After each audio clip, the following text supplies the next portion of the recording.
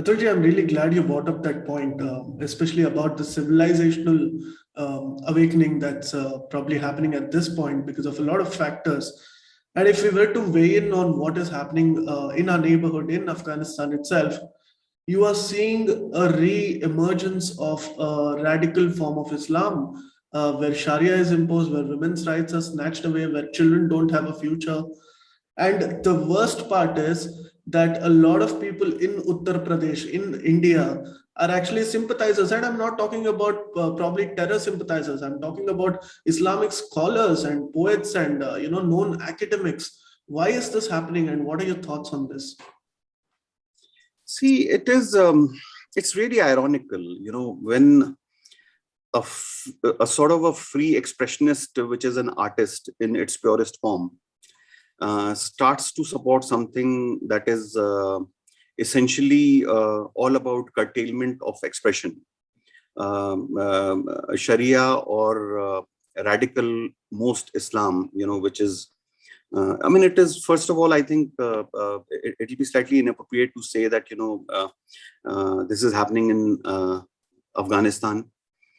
I think Afghanistan was a very modern society, not, too long back, just a few decades back.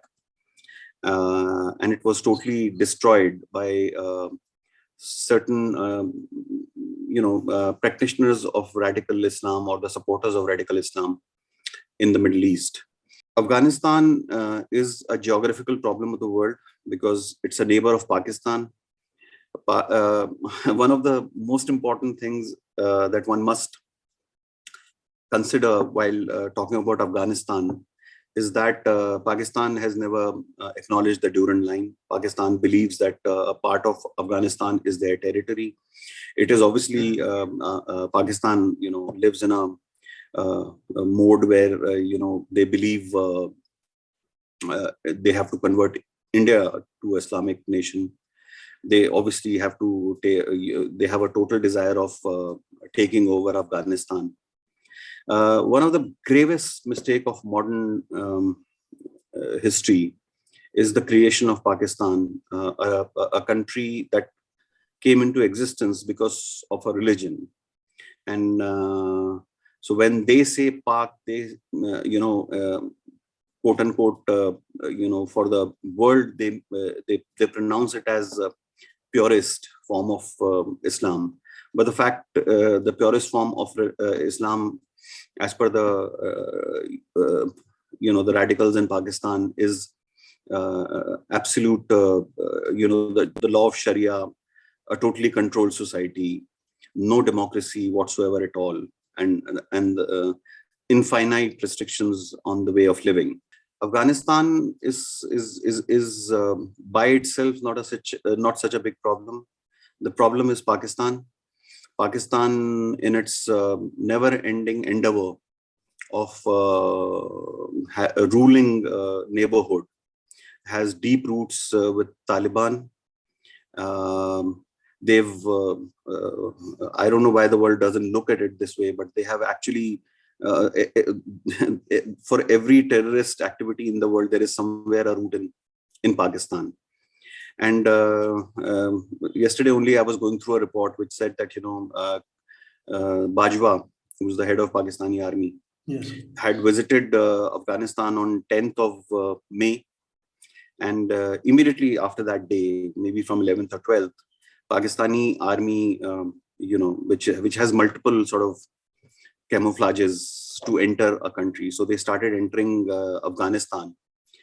And most of the violence that has happened in Afghanistan since last 3-4 weeks is carried out under the heavy influence of Pakistan.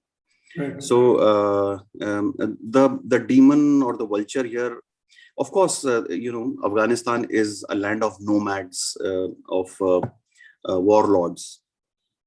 But the greatest factor over there for any kind of extreme radicalization is Pakistan. So I think one has to look at it in this way. Pakistan is the spoiler over there.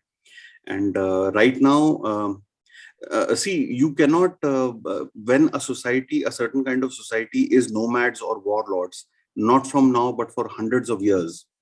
So, and they are not willing to transform or do anything.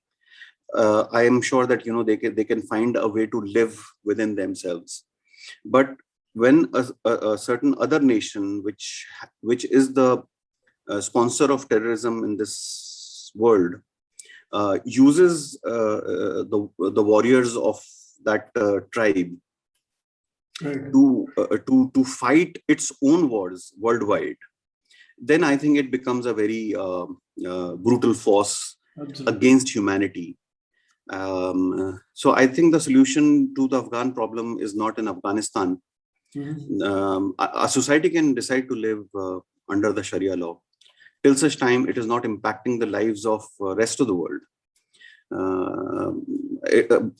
Sad and bad for the women of the country, for the educationists of the country, for the cultural and social development of the society. But even worse than that is, when you add an element of extremism and terror-linked political expansionism, I think that's what hurts the world more. And I think Right. a huge landmine of such activities is in the process of getting created Right. in the near future. Please remember to subscribe to us and switch on the notifications for this channel. For our other social media links, more content, and to support our work, please visit citti.net. Dhanyavad. Namaskar.